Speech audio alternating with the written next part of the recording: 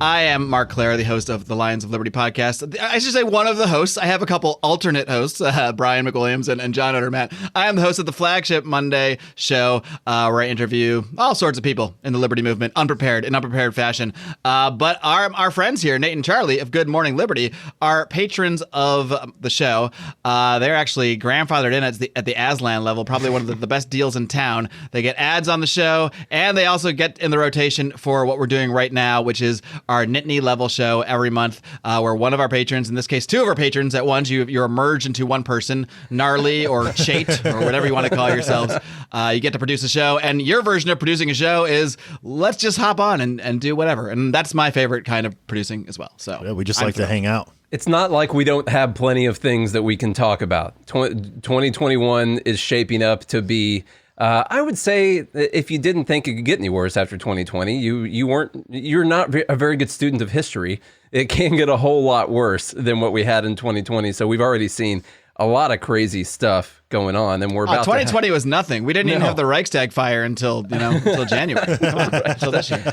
Oh man. Well, for those of you, I just wanted to mention real quick, for those, before we dive right into the politics here, for those that don't know, who are going to see this maybe on Lions Liberty, as Marc said, we are Good Morning Liberty.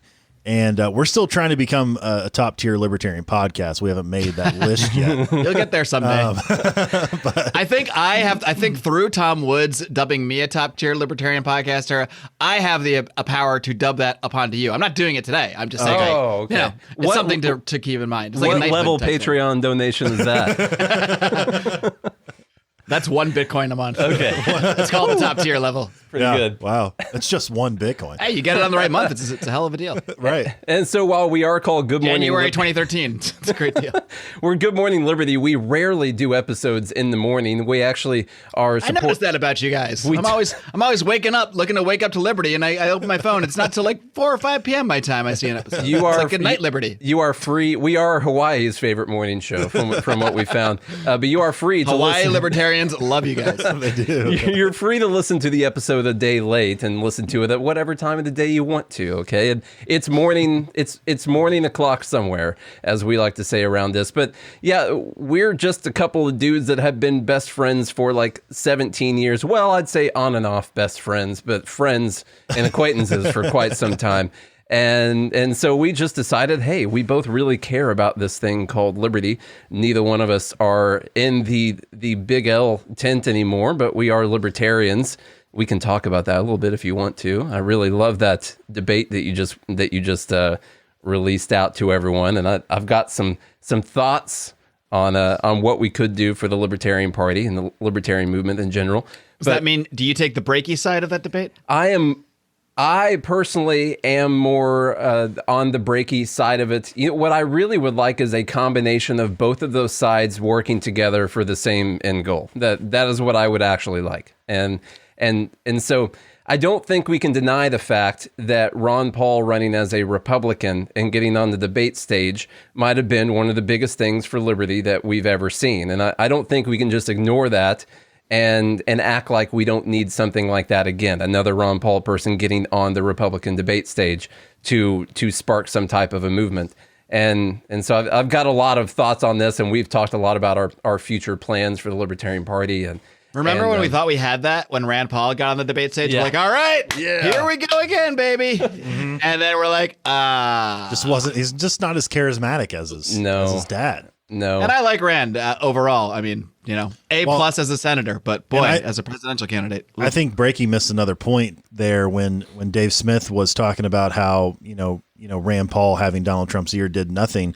I would argue the opposite, actually. I think, Trump sending Rand Paul as a diplomat to Iran may have thwarted entire World War III. I think it was very important. But we might be caught in a time warp here for listeners of the show, because this will probably be put out on the Lions of Liberty public feed sometime this week, while I'm holding the breaky debate, Dave Smith debate behind the paywall until Monday's episode. Okay. So we can talk about it. No, we can still talk about it. Yeah. Let's not spoil the whole thing. We'll drop in some teasers, but we can still have the conversation. That's the only thing I'm going to give away then. Yes. Well, that's it. Well, I'm going to give away a lot also, more than Dave that. is shirtless the whole time.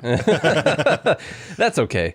It was great, though, by the way, for everybody looking forward to Monday. That's why you got to join the Patreon, so you can see the live stream. Exactly. I've already listened through it a couple times just so I could get all of my my debate responses ready. We talked about it yesterday on our show, actually, because it seems like we share a lot of patrons. A lot of people were talking about that debate already. Yes. A lot of yeah. You're welcome. Mixing. Yeah. So that's I think that they both made really good points, and I think that we need a combination of the two of them.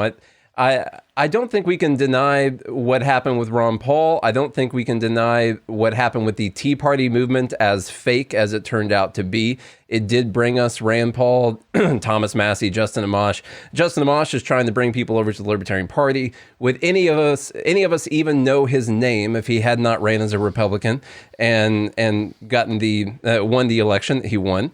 So I think we're kind of retroactively deciding that the fact that Justin Amash was a Republican and the fact that Ron Paul was a Republican just doesn't matter as far as pushing the movement. And would we ever even know who those people are? I know a lot of us would know who Ron Paul is for sure, but would those people have the influence they had if they hadn't decided to run as Republicans? And I'm sorry. Go ahead. No, I mean, I don't care what the person's political party is. I know a lot of people, we're supposed to be like that, right? Like libertarians, I realize that there is a party and that you want to support the Libertarian Party, but I just want there to be more liberty. I want there to be people that are fighting for less government. And I don't care what the letter over is. Party. Yeah, I'm literally principles over party. I don't care what the letter next to the person's name is. I want them to get elected. It's nothing more than a tool. Whether it has the word libertarian on it or the word Republican or the word fascist, I don't really care. It's a tool. So however that tool is used by whomever, if it's used to advance liberty and to get us in the better situation or to quote unquote wake people up, whatever it is, I'm for it. So if you're more passionate working in the Libertarian Party, you find the Republican Party ugly and disgusting, you don't want to deal with those people, cool, go do it. If you want to be one of those people that helps us get the next Ron Paul type or an Eric Brakey tape, I'd love to see Eric Brakey on a debate stage. I think he would kill it. And wants to take that more mainstream route, do it. We have to remember here, where we are right now, politically speaking, every party, including large elements of the Libertarian Party, are progressive parties right now. The Democratic Party is obviously a progressive party. The Republican Party is a progressive party. They're just progressive light. What the progressives did is they took over politics and culture in its entirety. That's what they've done. So yeah, maybe the Democratic Party feels like, maybe the extreme version. So that feels like the quote unquote left. But the Republican Party of 2020 is an extreme left wing party compared to the Republican Party of maybe 20, 30 years ago. So the left is dominating. The left has dominated the culture war. They've dominated the political war on all fields. And if we really want to see quote unquote more liberty, however we define that, we're going to need to wage war and wage battle on all fronts, not just pick one. So I'm a let's do everything. I think honestly, the progressives outsmarted everyone else by winning the culture war first. And you can see that dominating not only in politics, but throughout companies and education for sure. And I think they definitely outsmarted everyone else by switching over to the culture war first, and then obtaining victory now politically. Because regardless, like you're right, whoever's been in party, whether it's a Republican or Democrat, doesn't matter as far as presidential or anything else is controlled. We've done nothing but become more progressive. We've had, increased taxation. We've had more wars. We've had everything we've had more of everything we stand against.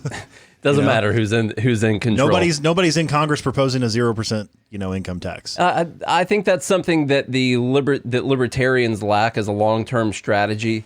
I don't remember a lot of people. I mean, I wouldn't remember it at all because it was like 100 years ago. But as we started to enact little progressive policy after progressive policy, I wouldn't think that there were tons of socialists saying, you're not socialist enough. We can't support you. There's no way that we can get behind this because you're not calling for enough government intervention and everything. And what they've noticed is that they can chip away and grow the government just a little bit at a time over the span of 120 years or so. They can grow the government just one little thing at a time. And I think there's a big problem with libertarians where if we don't have someone who's nearly an anarchist running and proposing those types of policies, then we can't support it. And that's where I get upset with a lot of the hatred towards Rand Paul, is he a straight up libertarian? No. Is he a necessary step towards a libertarian government in the future? I think he probably is a necessary step towards that government. We have to realize that it's going to take 100 years to get towards the government that we want to have. And we're not doing that because we're not willing to take small steps in the right direction. And I think that's always going to be a major problem, is that lack of long-term strategy. And what is your end goal? And what's that going to look like for 100 years? What's it going to look like in the first 10 years? What small strides can we make towards that goal? And no one's ever willing to really take those small strides. We demonize people like Rand. I'll just keep using Rand Paul because I don't know, he's easy to use when it comes to that. But we demonize people like that because they're not real libertarians and he's not like his dad. And we forget that you got someone in there that could help us towards a first step towards our 100-year goal of becoming a libertarian government. And there's just no strategy whatsoever. It gets very frustrating. Let me ask you a philosophical question. Can we ever reach a libertarian goal? Because I would argue that the progressives also have natural forces on their side, because when you look throughout history, I mean, governments just grow. That's what they do. I've yet to see one government get smaller. Throughout all of history. At some point they get smaller, but usually not. Usually in a there's fun way. a war. It's a balloon that pops. Yeah. So what do you think, Marc? I mean, did that only happen? You know, what is our I dream just even possible? What I just explained, did that only happen because that is the natural force of humanity, is to move towards more control, and not because they were very smart at strategy? I think it's this interesting sort of dichotomy where, as a society, for whatever reasons, and in the case of the United States, it is kind of both reasons, whether it's because they have prosperity through trade and free markets and such, which the United States has had a lot of prosperity because of that, or if they have prosperity because of empire building and such, which also the United States has had a lot of prosperity due to as well. Regardless of how that prosperity is achieved, it does seem to me that the more prosperity a society achieves, the more the population sort of doesn't necessarily appreciate what got them there, and starts to call for, as they have more wealth, you start to see them calling for new things because they see all this wealth, and they can't really see the society before that. They can't really see, what got them from point A to point B. So once you have the problem of, say, food is no longer an issue. Like, we wake up every day in the society, and pretty much nobody, even the poorest of poor people, no one is waking up and thinking, where exactly am I going to get food today? We actually have an obesity problem. Yeah, we actually have an obesity problem, especially among the poor, more so among the poor. Yes. That's not an issue, where we're going to get food. So when where we're going to get food is no longer an issue, and that is really what our bodies are and our minds are biologically inclined to do. It's get food and reproduce. That's what we're there to do. So once these problems are essentially solved, the reproducing thing might still be a problem for a lot of libertarians, but that's a separate issue altogether. But once these problems are generally solved society-wise, well, now I think we're inclined to find new problems and to beg for new solutions to new answers. And when you have this government and all this prosperity and all these people to tax, well, why shouldn't the government be doing it? Because the people in the government are people who are just responding to their constituents. Ultimately, they want to achieve more power. And if their constituents want more things from the government, whether it's paying their student loans or paying for their health care or all these things that people start to see as rights, because all of what all of the essentials of life have essentially been taken care of, well, then we get into this point where it becomes this never-ending cycle. Of course, politicians want to succeed, want to advance their careers, want to gain more power. To do so, they have to promise more and more things, and people look around, they see a prosperous society, and they think, why shouldn't we have health care? Why shouldn't we have this? Why shouldn't we have that? And so the politicians, who have no stake in this whatsoever, have there's no reason for them not to promise it. There's no reason at all. The system is set up that way. It's set up so that the people that promise you things face zero consequence for the end result of giving you those things or of making those promises. And the results might often not be felt for 10, 20, 30 years. And the politicians aren't going to be the ones taking the blame, because now we'll always go back to, it's the capitalists. It's the capitalists. Yeah. When we call for a $15 minimum wage, if a business can't pay that, quote unquote, can't pay that, or doesn't want to pay that, it's not because of the minimum wage. It's because that business is obviously greedy. And the problems never really seem to get addressed. And to answer your question, yeah, I think it's kind of inevitable. Right. That's part of me thinks that, but of course I don't want to give up, and I think what we're doing is important. I also think you see a sense of arrogance pop up during this time as well. Like, so it's almost like gratitude, because America was the greatest country ever to immigrate to. And so you had so much gratitude and people who wanted to build better lives. And you still have that. I mean, there's still people who die on rafts trying to get here from Cuba. But that gratitude sure does shifts to arrogance. And I see that like in tweets like, you know, Jeff Bezos could be a hero if he wanted to. He could eradicate poverty. And what that means, what I think that means, the person writing that tweet means, if I had Jeff Bezos's money, I would cure poverty, you know, which is mathematically impossible. Even these statements that people make, it shows so much ignorance, as if you just took, you know, $10 billion and gave it to everyone poor, poverty is solved. No, that $10 billion would go to all the poor people. They would eat for a day each or two, and then we have poverty again. Yes. It shows no understanding of what actually causes the conditions of poverty, or more importantly, what causes the conditions of prosperity. Because poverty is really the natural state. I mean, that's the natural state of mankind. Before we developed industry and trade, we were born onto this earth, and we're born poor. We're born needing to find food, needing to find shelter. We're just really lucky,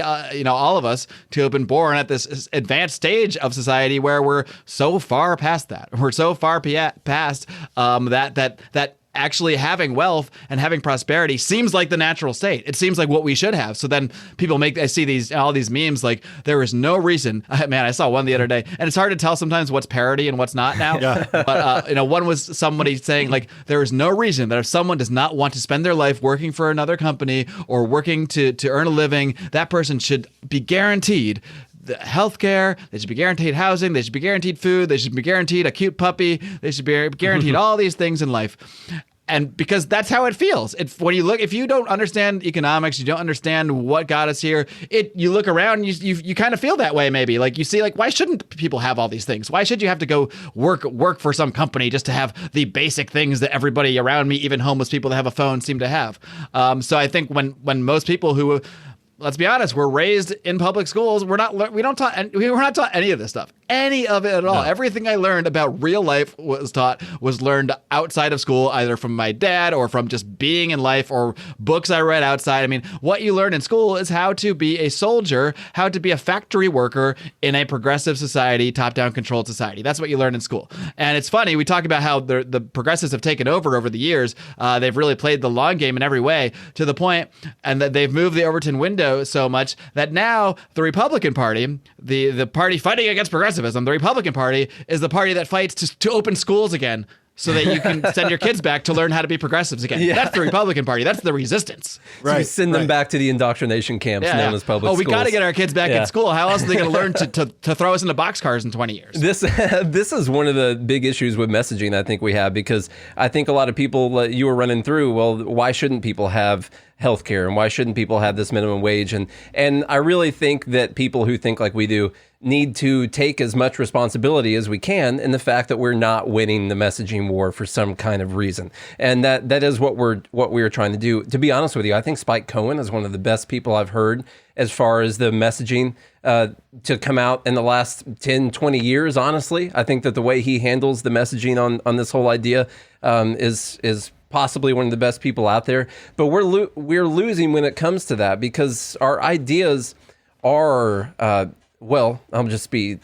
they're right. Okay, so we know it's right, and the reason you know it's right is because we don't want to force anyone to do anything with the barrel of a gun, and so that ends up having to be right at the end of the day. That's the problem with libertarians, Nate. You guys just all think you're right all the time. That's what I hear all the time. It's like, well, stop being wrong, and then we can stop being right. But our argument is very difficult, because we can't, I saw, Joshua Reed Equal post the other day that the libertarians' argument for healthcare can't just be that the free market will solve the problem. And I understand what he's saying when he says that. He's saying that we need to actually point out what the solutions will be, what it will look like. Here, if we're not going to provide the government-provided healthcare, what will the free market side actually look like? As we know, and we don't have a free market in healthcare whatsoever. So, but we can say the free market will take care of it, but it is difficult to say exactly what the free market will do, because then you're basically becoming an inventor and deciding what the free market's going to do. It's actually pretty difficult. If you were in the year 1980, you wouldn't say, well, I can't get from point A to point B. And you're not like, well, don't worry, someday we'll have Uber and you'll be using your iPhone. So everything's cool. Look at this future we're going to have. Right. No, you're an inventor at that point in time, and you would just go and invent it. So it's very difficult to say the free market's going to do this without actually becoming the person who invents that thing. People will create it because it's going to have a financial benefit, and they will create it not because they want to help people, but because they can make some money off of it. And making money just means that you traded value with another person. And so we can't demonize that. But we have a very difficult message, because our answer is individual people who want to help themselves out of their own self-interest are going to find ways to do things that are in turn going to help other people. And we're going to have a better life because of that. The only evidence we have of that, is all of history. All of history. Yes, Right. Thank you. I was going to say the last couple hundred years, but I think we have good evidence that that's going to happen. I think to Mark's point, we don't learn that in history. I mean, obviously, like, you learn about Hitler and you learn about I think Hitler's like all I learned about history. Now, Exactly. the more I think about it in high Right. school, like, what did I learn? How much did you learn about I don't- Stalin, by the way? I didn't I learn learned about like Stalin. American Revolution, Lincoln freed slaves, and then suddenly we're at Hitler. Like, there's hardly anything in between. Exactly. It's really insane. It wasn't until I understood more than that, but really a couple of years ago, I read Human Progress by Johann Norberg, and my God, my eyes were just like open with these unbelievable facts. Before 1900, it was like 90% of the Western world, like the richest people ever, lived on less than $1 a day in today's money, by the way. Like, people were talking about, well, child labor is a crime. It's like, well, back before 1900, you started working on the farm when you were 5 or 6 or 7. Because you had to, otherwise you didn't eat. Because we're in a survival state then. Yeah. Right, exactly. And the only reason we can have the luxury to have laws that ban child labor is because we had already stopped using child labor, because we had already advanced to the point that you no longer needed to send your kids to the field to farm and raise the horses or whatever happened 100 years ago. I'm glad I was born now. I'm so glad I didn't grow up, raising horses and all this sort of thing. Or I keep saying raising horses. Is that even a thing? What's it called when I don't know. I've never been on a farm, obviously. Mark's out in California. Rearing horses? Is that what you do to them? What do you do to the horses? I don't even know. Real farmers don't have horses, Mark. See, you can't you can't eat them, and you can't use them for glue anymore. Those are for those rich big city farmers that just want to show off their toys. This is how disconnected I am from the people. I'm over here on a horse farm, a luxurious horse farm. Nate's family are big time farmers. So, but they've got cows and pigs and lots of grain. Yes, lots of grains. When I was 10 years old, my dad, this might have been child labor too. I had an allowance when I was a kid, but I wasn't just like, here's money. I had to do XYZ chores. I had to walk the dog every day. I had to take out the garbage. I had to do the dishes. I had to mow the lawn. So I had a job, I guess you could say, where for $20 a week, I did like all these tasks that I'm sure took me a number of hours. I'm sure I was paid well below any, I might have actually been minimum wage at that point in the early 90s.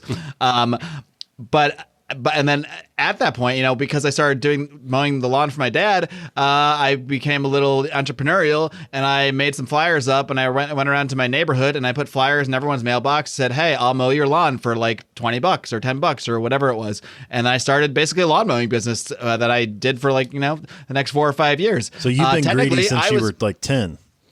What's that? You've been greedy since you were like 10. I've been greedy since long before that. That was just when I realized, wait, people will give me money for menial tasks that I don't really mind doing. Right. Man, I got to be honest. Part of me wants to just make life simple again and go back to just mowing lawns. It actually sounds really nice. You get some fresh air. You're just outside. It's a straightforward task. I don't need to think too deeply about it. And it's really freeing. Maybe this show might change my life. Why do you think You could listen to a second tier podcast in your AirPods while you're mowing? Yeah, exactly. Yeah. Why do you think Forrest I Gump got my went back to second tier mow lawns playlist, after he made all but that you money guys on are that right at fruit the top. company?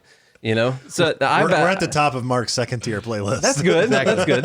As soon as I get to the top tier, you guys are right there on the next playlist. So I talked to my wife about how maybe I should just go back and drive for Uber or something, or maybe I should go back and wait tables at Olive Garden. Like, are you quitting? I might. Who knows? There's a simplicity to it that was like freeing, you know? Very freeing. And you're not thinking about career prospects. You're just there, just doing it. Yeah. I gotta go.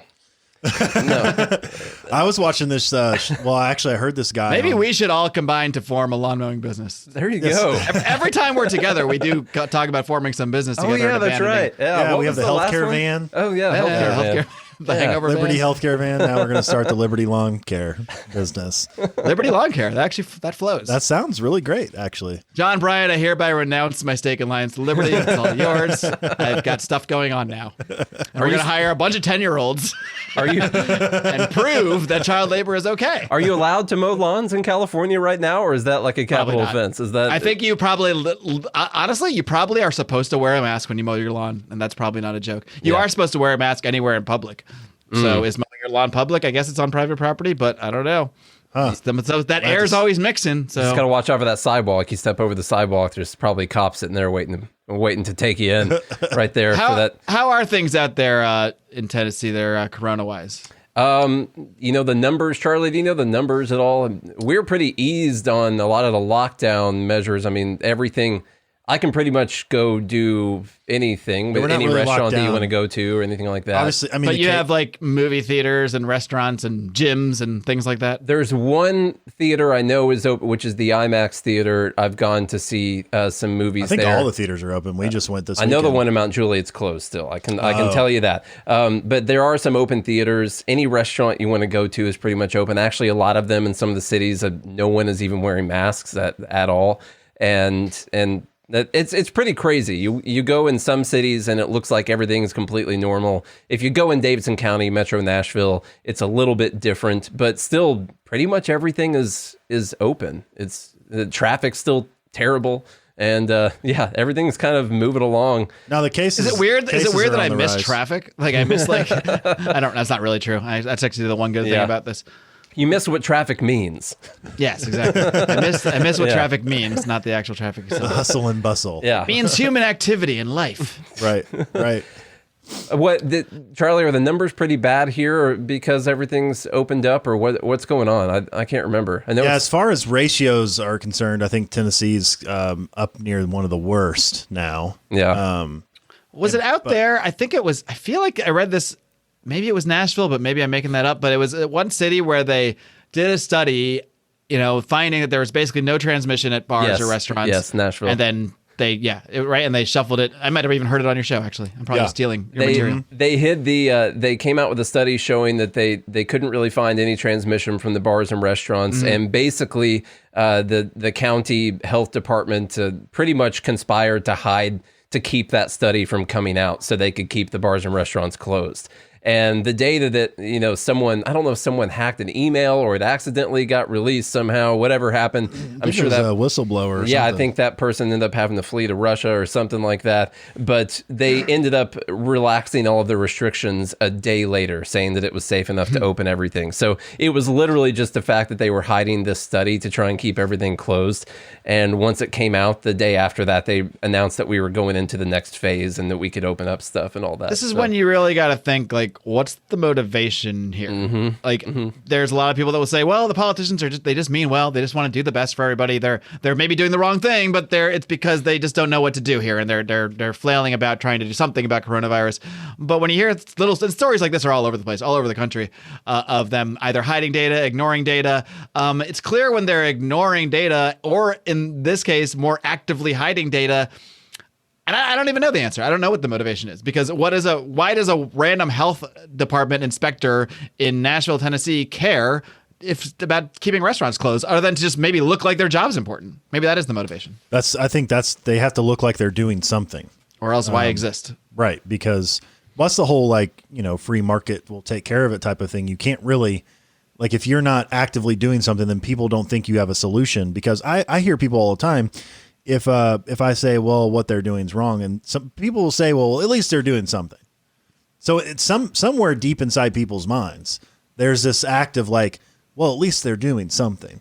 I equate this to like even in business, like you have busy work versus, work that actually, as Jason Stapleton would call, move the needle.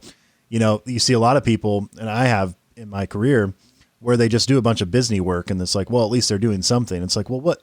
You're just wasting time, honestly. Like all the busy work doesn't really equate to, getting more revenue or whatever it may be. You're just filling the time gap. Like you're doing something. And people will say, well, at least they're doing something. I think that is the motivation behind it. I think it's to make it look like you care. I think that's the number one thing, since we're, emotions first kind of society. Look, this person cares. Did it work? I don't know. At least they're trying something. I think that goes for almost all of the policies, whether or not they end up working. That can go for the minimum wage. It can go for a government takeover of healthcare. It can go for stimulus checks. It can go for all kinds of stuff like that. At least they tried something. And we never go really for the war in Iraq. Yes, yeah. At least we tried. At least we tried something. We tried destroying a nation. We tried. So look, we gave it a shot, and I guess we succeeded at doing that. That one actually worked out. We're actually not for them or for us, but one of the only tasks the government sets out to do, which is to destroy other countries. They actually have been pretty effective at that. Well, actually, this one too, I guess. So yeah, now we're doing it here. If they made that their main goal, then although they call it nation building, which is weird. I forget the phrase. It's like something's boomerang or something. I'm not the scholar here, but it's the idea that whatever the government does abroad or overseas eventually comes back home. And we're seeing it now, even like with what's going on in D.C. In preparation for the inauguration. They're creating something around the area of the inauguration called green zones. Have you heard that term before? I haven't. No, I haven't. And have you really not? Like in Iraq, the green zones are like the kind of like military controlled areas they've established in Baghdad, and areas around high security perimeter areas basically is what they've established in areas overseas, specifically like in Baghdad. So now they're using the exact same term and the exact same methods right here in Washington, D.C.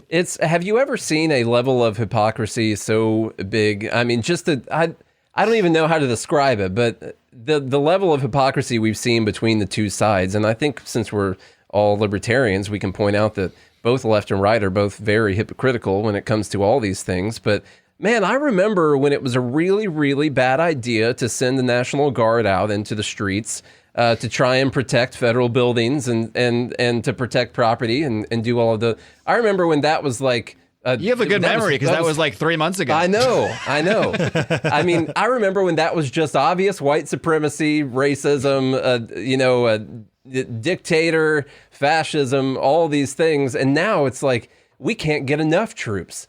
You know what you're doing now, Nate, though? You know what you're doing? It's whataboutism. You're doing whataboutism, so everything you say is invalid. I know. It drives me nuts. And Brian had a pretty good rant about that the other week on Electric Liberty Land, where he had about a 10-minute rant about this. It's like the ultimate catchphrase to just toss it at something because you don't have an argument.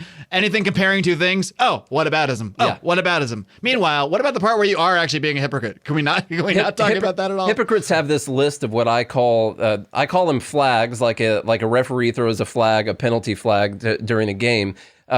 Hypocrites that are arguing with something have this whole list of things that they'll call as penalties during an argument, so they don't actually have to respond to the argument. They don't have to be responsible for their incoherency. So they'll say red herring, straw man, appeal to authority, whataboutism. They'll throw out all this stuff, anything to try to get out of having to respond to the point that someone's making. And the problem with whataboutism is not, what we're doing is not whataboutism. Whataboutism would be you making the excuse for you doing something because someone else did something is that would be the bad part. It's this vicious cycle of because, well, Obama did this every time you talk about Trump doing some type of executive. Well, look at what Obama did. And when Obama's, well, look at what Bush did when he was doing this. And then you keep using the fact that the previous person did this thing as a reason to do it. And what I think is important to do is to call out when there's just a straight up hypocrisy going on and that both sides are wrong in this instance and that both sides are being very, very hypocritical about the whole thing. And I don't think there's anything wrong with just making that point and trying to argue for more objective truth and reality in our conversations. But Well, I agree, of course. Obviously, that's just because I'm a racist or something. I don't know. I don't know what that is. Sounds like you're mansplaining. Yeah. Honestly. Oh, I had a question from one of our listeners, Patreon supporters. I believe he's also a Patreon supporter of yours, Jim McGill. We call him Magoo. What do you think has better odds? Rob Schneider going on Brian McWilliams' show or Trump pardoning Assange today? Which one do you think has better odds? Wow. Ooh, that is a tough one. Ooh, I'm was a pretty good one. I'm gonna go with Rob Schneider going on Electric Liberty Land. That is going to happen. Actually, he had I don't want to get into his personal stuff. Rob Schneider had a tragedy in the family recently, so that's why we're not doing it right now. But that's going to happen. And I don't think Trump is going to pardon Assange. Trump is the one that arrested Assange. Yeah. Do you think the only one I've seen them come out and say he's not going to do is Assange, and it makes me wonder if we're going to hear anything. I did see that yesterday. White House staff was saying not to expect a pardon for Julian Assange. I think Ross Ulbricht is more likely than Assange. Yeah, I do too, and I hope that since they also didn't say Snowden when they said no Assange, that maybe there's still a chance that Snowden could get a pardon. I don't know. When people listen to this, they'll know. So I guess we'll just sound like idiots talking about this. Have you guys ever explored the idea that this is kind of a deep conspiracy dive? The idea that Edward Snowden is an op. I'm not saying I believe that, but I definitely heard. Explored the idea. I'll be honest and don't know what that means. I don't know what you said. Well, okay, sounds like you got peanut butter in your mouth or something. Well, I am eating peanut butter here, but that's beside the point. My morning coffee and peanut butter while I learn about liberty.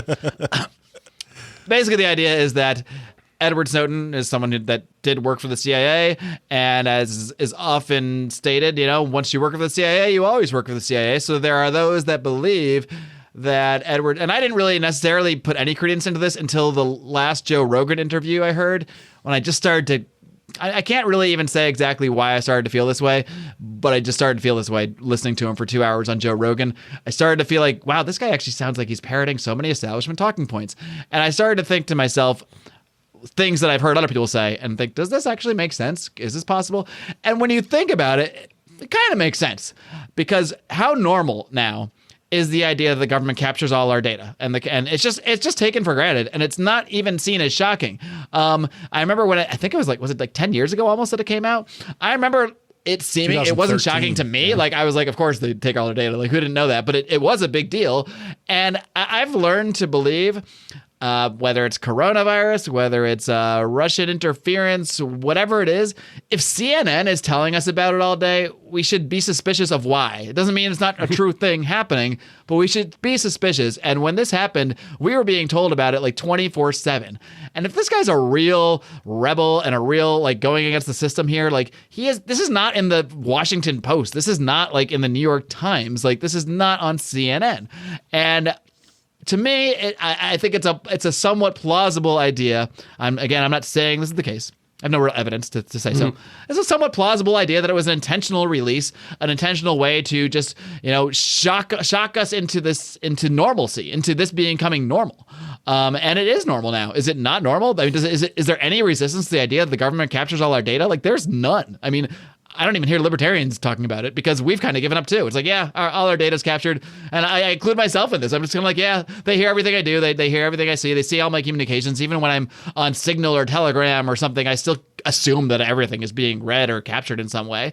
And so it seems like it's kind of worked, and he's living a great life in Russia now. I have no idea what kind of life he's living. I'm just saying, in the hypothetical idea where he's been an op this whole time, he's probably doing okay, living a nice life. Like he was the pawn, so to speak, that they needed to. Yeah, I guess it could be a few ways. He could literally be an op intentionally working with them, or he could be more of a pawn where he was, maybe they knew he was given this data on purpose or given access to this information on purpose, and they kind of allowed it to occur. You could look at it in several different tiers of conspiracy. Like most conspiracy theories, I will accept that it is possible, but that I have no evidence that it is true. I have no evidence. No. And so and I know that's the same thing you said. So that could very well be possible. The one thing about, the Washington Post and CNN and all them talking about, I will say this was all tied back. I know that it was while Obama was president, but it did really tie back to the George W. Bush administration and the things that they did. So it could have been in an effort to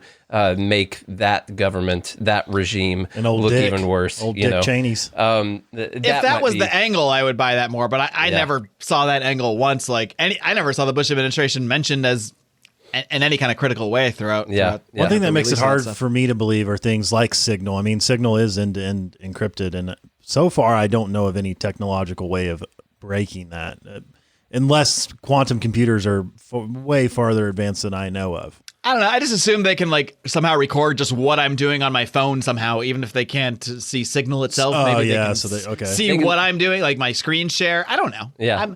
I'm not a government spy. I don't know what they can do, but I assume they can do a lot. Sure, you're not. That's how you know. That's just what a government spy would say. He would also accuse someone that released a bunch of information as being a spy. That's probably what a government spy might do. Yes. Just saying. You'd also probably try to start a lawn mowing business, I bet. Yeah, that's what government spies do, actually. Marc, he's just a hell of a cover. guy.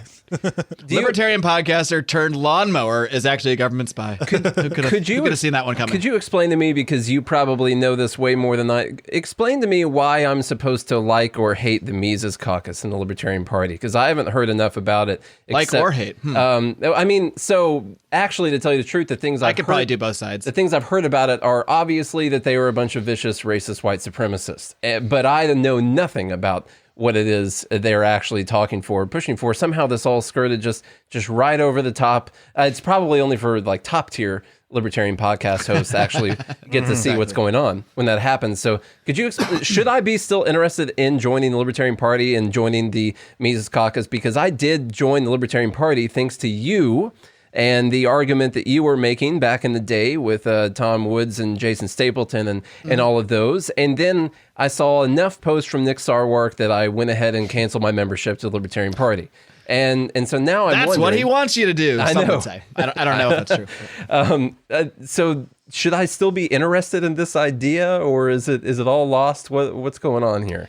Well, we only have so much time in the day, Nate, so I would never tell anybody they should go take this path and put their energy into it, or they should go take that path. We have limited time in the day, limited time in the week.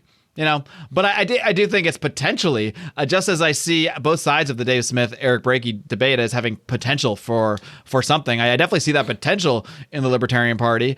I think it's a difficult. It all depends on your expectations. What are you expecting to get out of it? Are you expecting to get a Libertarian president? No, then don't bother. Don't bother. Don't bother. Are you expecting to see a place where you can have a true, bold Libertarian message that you're probably never going to get on a Republican debate stage?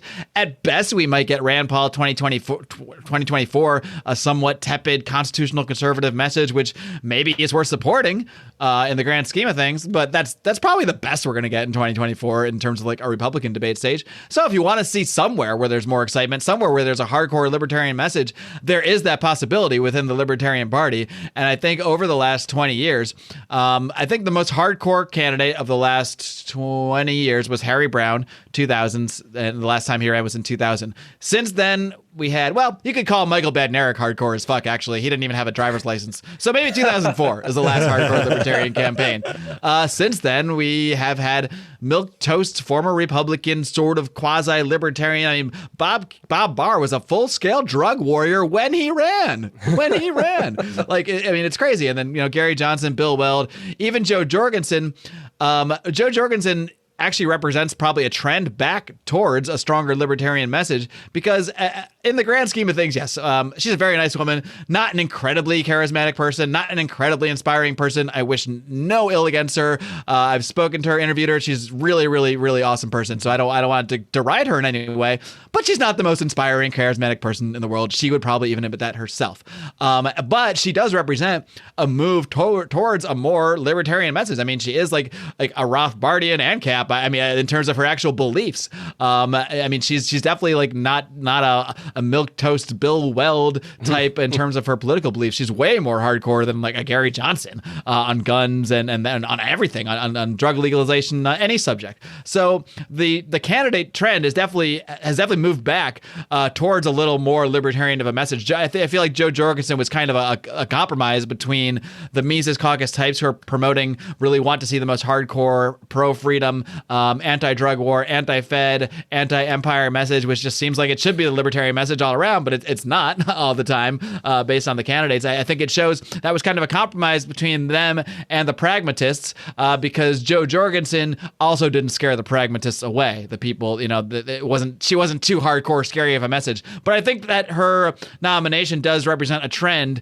in that direction. And if that trend continues, if you continue to see people like the Mises Caucus, and I am not a member of the Mises Caucus, I am just someone who is, I ride in those circles. I know a lot of people in there and I see what they're doing. And I'm not any kind of like member or per se stated supporter, but I like a lot of the people there and I appreciate a lot of what they're doing. And I think those people in that caucus are the more enthusiastic of anybody I've seen. And that caucus itself, I don't think there's any caucus that hardly takes in any money, let alone this caucus is now, they have their own PAC where they're taking in over $8,000 a month just on their political action committee. I mean, so they're making real headway. They're bringing in real players. They're bringing in money, and they're bringing in the enthusiasm that it takes to win inter-party elections, that it takes to win local elections.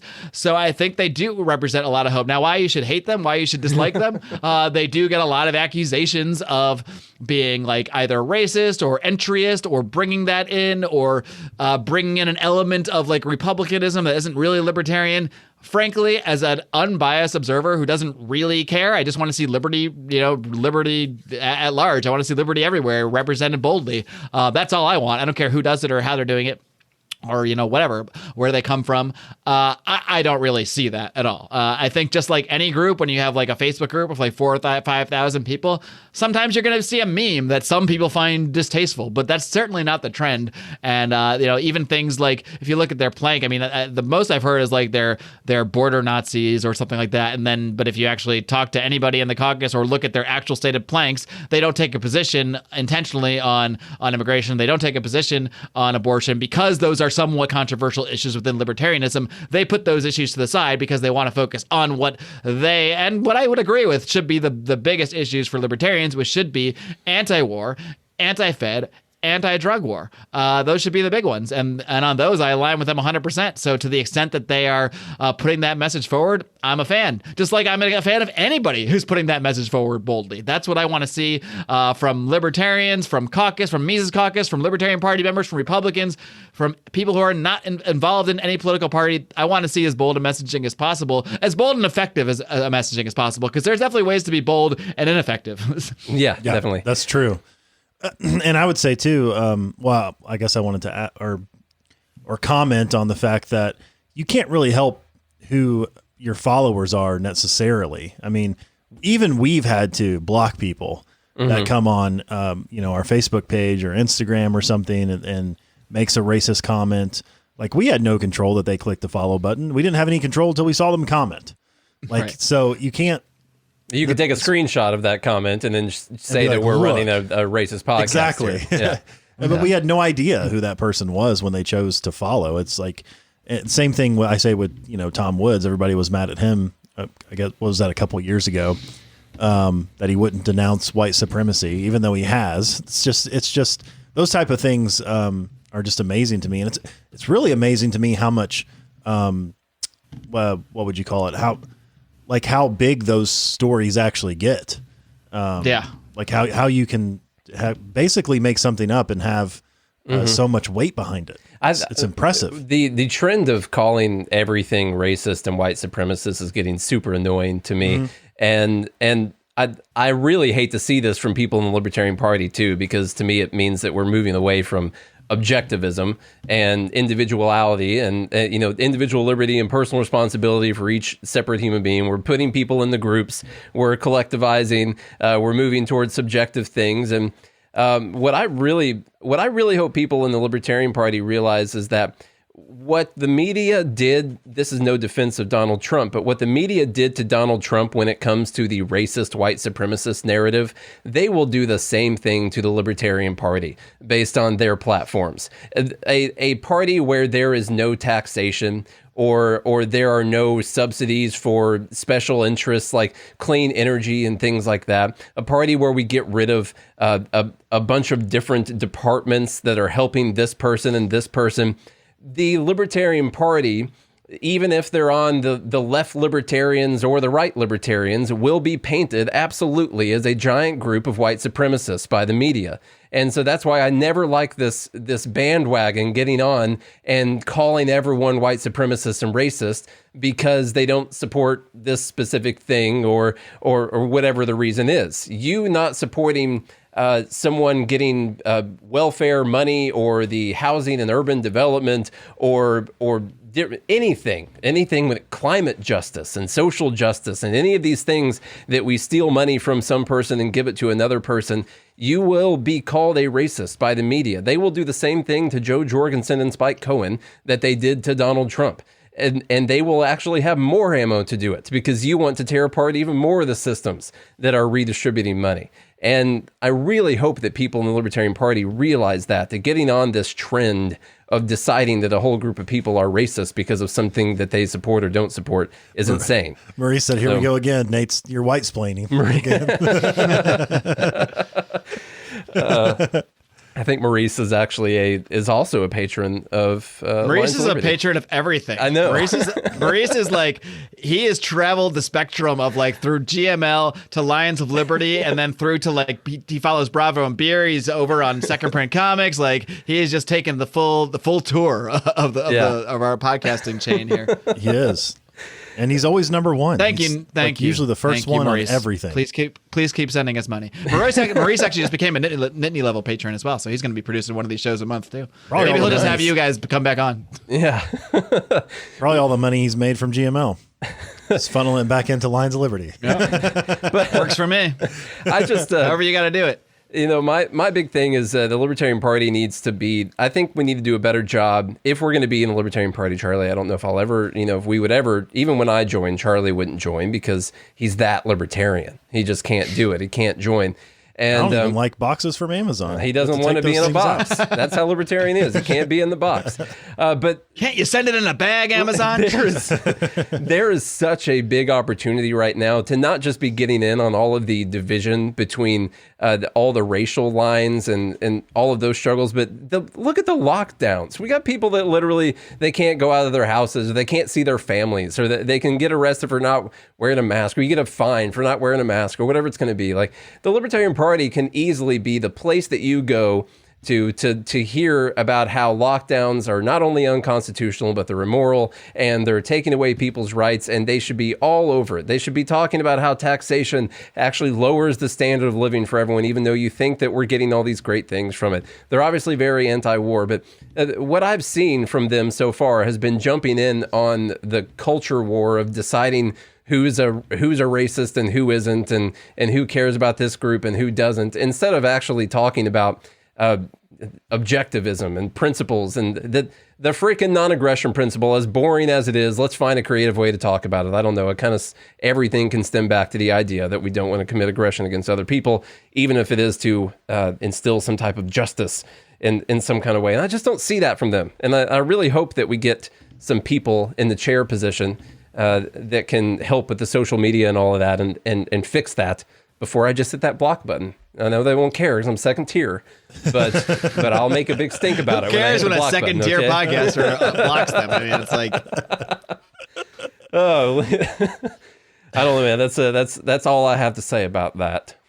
We have another question from the group here. I believe this was Todd. I have to go back and find it. He wants to know why it seems like the Libertarians hate Israel. Do they hate Israel? I didn't notice that. Why does the Libertarian Party seem to be so anti-Israel? I'm a Libertarian, and I was raised in a Jewish household. I actually have some cousins that live in Israel. I would not say that I hate Israel or hate... Well, actually, I don't know. I hate every state. Sorry, I worded it wrong. It seemed to be so anti-Israel.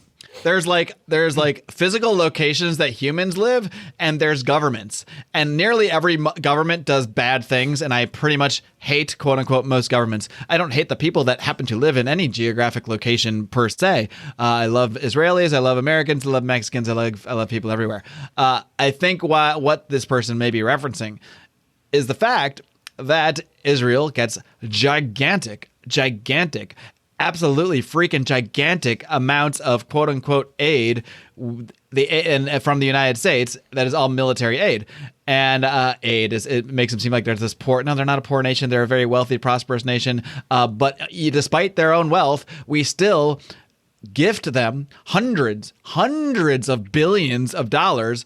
Even in the coronavirus relief package, they still get some. Yeah. Here's how it works. We give aid to Israel in the tune of hundreds of billions of dollars, more than we give to anybody in the world, I think, combined. They take that money, but the condition is they have to go spend that on military equipment from American contractors. So it all works out great, and American contractors get a bunch of money from it. And the reason there's a lot of ire towards that, and you're going to see more of that from libertarians than you would from Republicans or Democrats who support all these programs. Of course, you're not going to see it from them. The Republicans support military aid. Democrats support the same essential thing. They might want less or slightly more, but they all support the same thing. They might have slightly different opinions about whether Israel should have settlements here or there. Maybe they should have a little less here, but they all agree on the basic principle. And the reason I think libertarians are going to hear them talking more about it is because they're the biggest recipient of military aid. They're the biggest recipient of foreign aid. And they do a lot of harm with that aid. And a lot of people... I don't want to get into the whole Israel-Palestine issue. It's a 17-hour podcast we can go down, but it is a complex issue. And there are bad actors on both sides. But one of those actors has hundreds of billions of dollars and one doesn't. So, yeah, that one's going to look a lot worse in the grand scheme of things. That one's going to look a lot less sympathetic than the other side. So I think that when you have libertarians who look at things from an individualist point of view and see one state getting a large amount of money to do bad things from a military perspective from another state, yeah, they're going to be a natural target of ire. But I don't think libertarians hate the people of Israel or the human beings that live in a specific geographic area any more so than they might hate anyone else. Well, and the other thing is it's not our war. Yeah. This war's been going on for 3,000 years. It's not, but it is. Yeah. We pay for it. Yeah. I know we pay for both sides of it. We pay for both sides of it. Yeah. Now, I know a lot of Christians... That's how much of our war it is. I know a lot of Christians would say, like, well, we have to protect the Holy Land or whatever. Israel has to control whatever certain, to those people, I would say, then please pick up your bags and go over and defend your freaking land, but stop stealing my money to do it. That's my point. If it's really your land, better get over there and defend it. Right. Because it's not my job.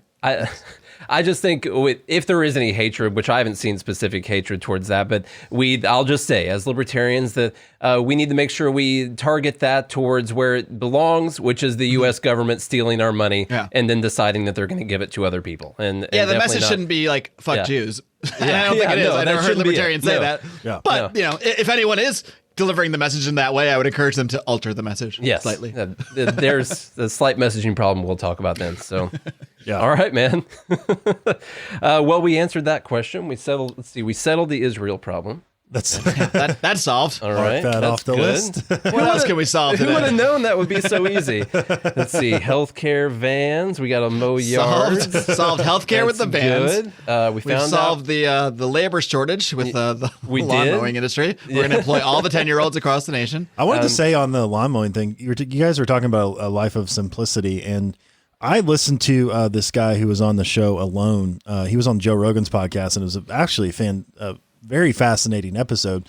But he was talking about he spent years in Siberia with the native people there, and was talking about how there's just something about nature that like brings out this the simplistic life, just like brings out this like very raw human side, where you're not plugged into all this technology. You just like literally your job.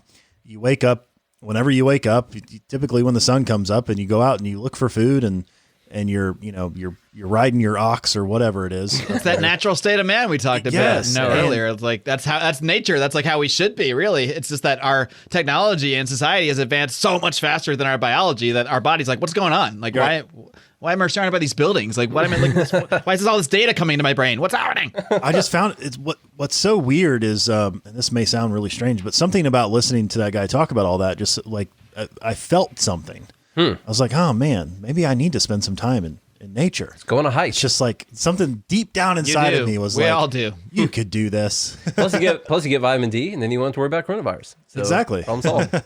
Look at all the problems we're solving. Yes.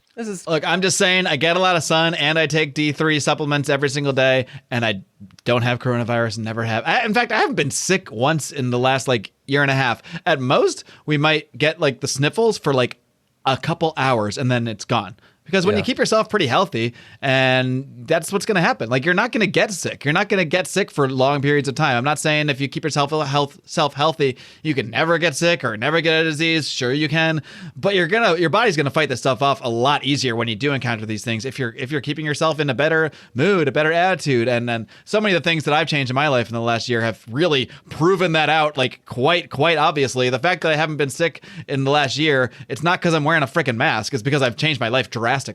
Yeah. That's something we don't talk about. Well, you're just a conspiracy theorist to throw it out there. That's what it is. If you think the sun makes you healthy, you're a conspiracy theorist. If you think vitamin D is good for your immune system, then you're obviously just peddling conspiracy theories. I actually saw it was I think it was the New York Times again, or something that very recently put out an article studies suggest that vitamin D may be effective in fighting coronavirus. It's really something that everyone has known for decades. You're putting out as this breaking news story that crazy conspiracy libertarians have been saying for the last year is now a breaking news. You don't need studies for some of this stuff, people. Sometimes we can just say, look, when you go outside and get sun, you're healthier. We don't need to wait for the New York Times to tell us this. I've got one. I know we're going long here. I got a question. This is a good question. If there was one issue that libertarians could get done under a Biden administration, what would it be? What do you think it'd be? What's something that we could try and get done during this the tyranny that's about to be imposed on all of us? What's a realistic goal that we probably don't get? have much time because pretty soon it'll be the Harris administration. I'm going to go ahead and quote Vin Armani, who was on my show a couple times last year. He had some very sage advice for people with this question. His advice, I wish I had the soundbite, a soundboard queued up, because him saying it's better. But his advice is to get your shit and go. That's his advice. Get your shit and go. Get the fuck out of this country. And I'm in the process of exploring ways to take that advice as soon as possible, because at least getting out of big cities like this. But hey, I know a guy, Mikkel Thurup, by the way. I know that guy too. That expat lifestyle. Which you can find more about at expatmoneyshow.com. Exactly. You know who's not worried about what's going on in the U.S. right now? Mikkel Thurup. Mikkel Thurup. Exactly. Well, he is, because he can get a lot more clients when things are going down in the U.S. Yeah. So but no, I mean, it's true. I mean, maybe he's been causing all of this stuff. The direction things are going in this country is, at this point, somewhat inevitable. If you've kind of been watching what's going on, it's kind of like we're at a stage culturally and societally where we are turning towards tyranny, and tyranny doesn't come when one guy comes in and is bombastic and tweets a lot and acts real scary and mean. That's not what tyranny is. That's not what tyranny is. Tyranny never really comes from one politician just grasping power. It's not really how it happens. It really happens from society going through a change, and for society sort of turning on itself. And that's what we're seeing now. I'm much more afraid of my fellow Los Angeles calling the police or screaming at me because I'm wearing a mask than I am of some politician, of Donald Trump or even Joe Biden for that matter. The politicians have no power. They really have no power at all. They're just one person. They can't do anything on their own without armies behind them and this sort of thing.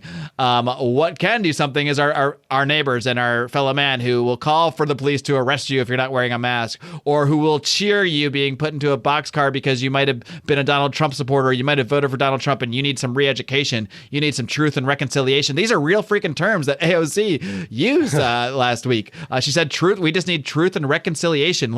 Wow, you're taking right out of the playbook. You're not even changing the marketing here. Yeah. So we're in that direction. It is inevitable. I would say it's so inevitable that it's already here. We're here.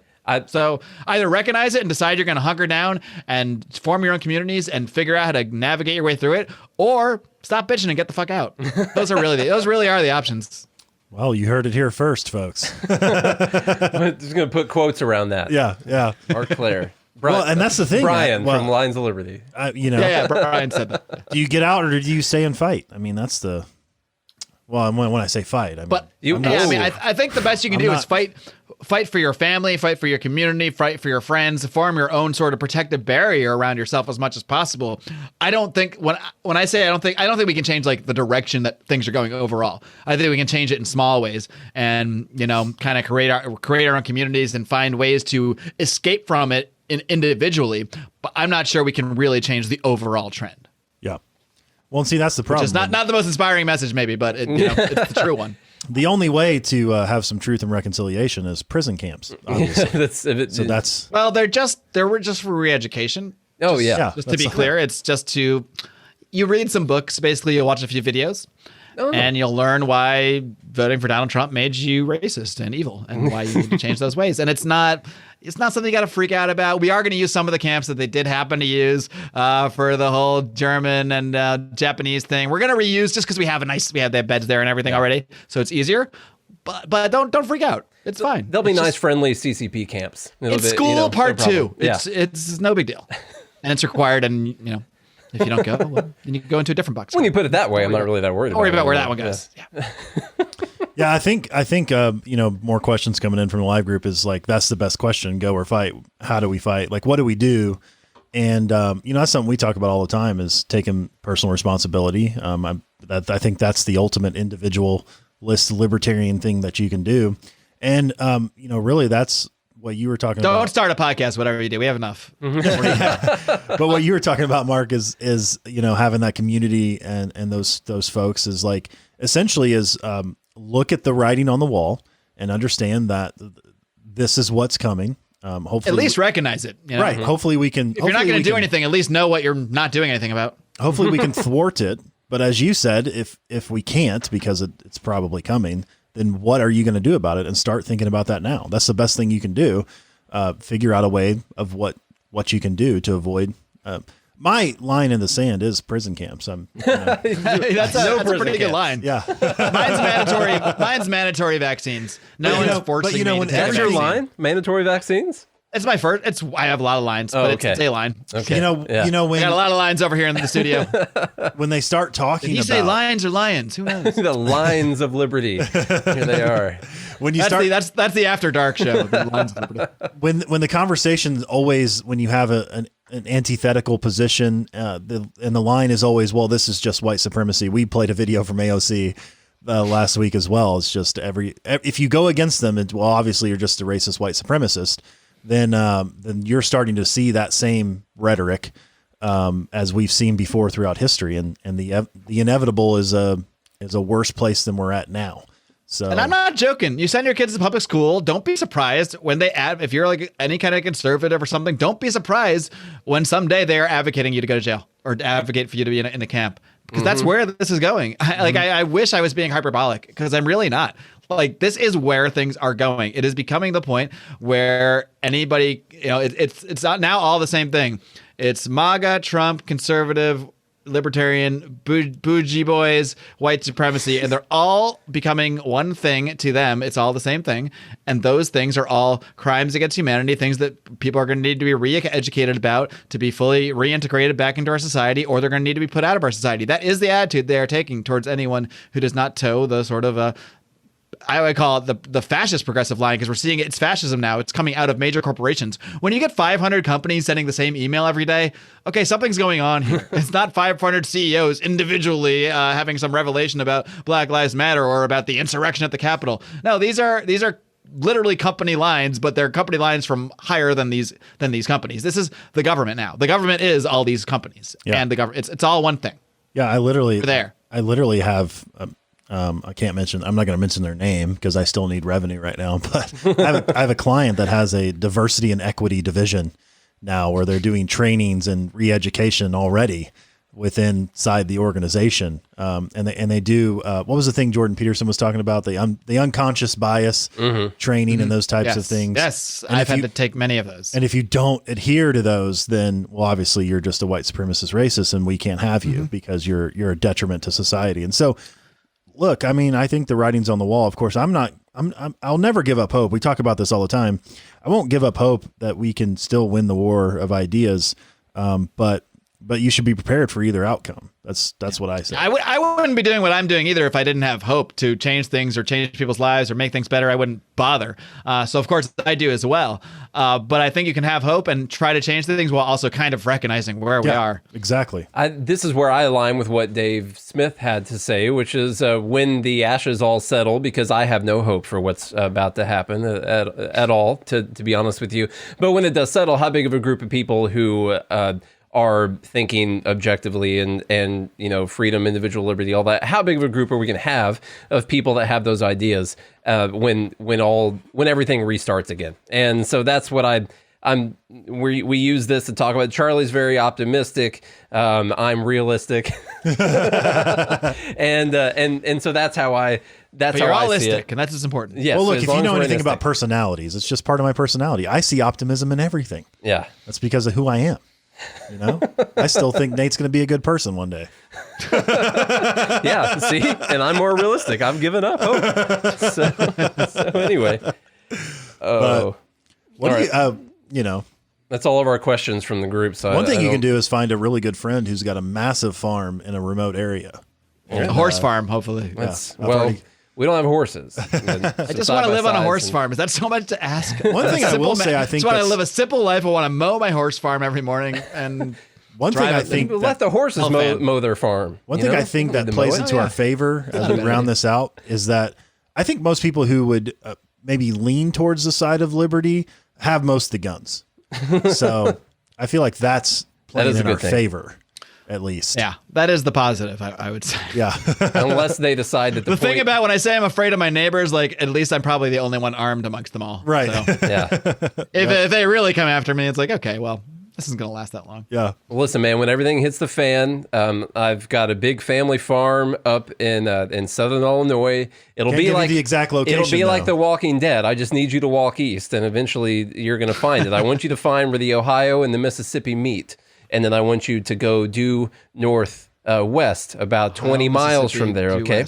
And when you find the farm, and we'll just call it the farm right now, then you'll be safe. So once you guys backpack across the country and fight off all of the commies on your way there, we'll be able to live in peace on this farm that has unlimited water and food and all this and guns.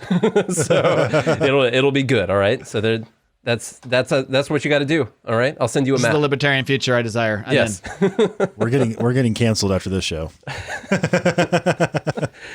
If we're not canceled yet, I don't think it's going to happen. Well, that's only for top tier podcasts. Oh yeah, yes, you're not big enough to get canceled yet, so don't even worry. Although we read a story last week, or was it yesterday? Yesterday about how podcast is the underground, white supremacist. Epicenter or whatever. Do you guys have a plan for how you're still going to have a podcast after they remove all the... We have been talking about that. Yeah, we're going to have to figure that out. Yeah. I mean, I have every episode I've ever done offline, so it can be rebirthed anywhere. Mm-hmm. Yes. Until they'll probably find a way to hack my hard drives too and delete maybe y'all can rent some Liberty server space when I get that set up.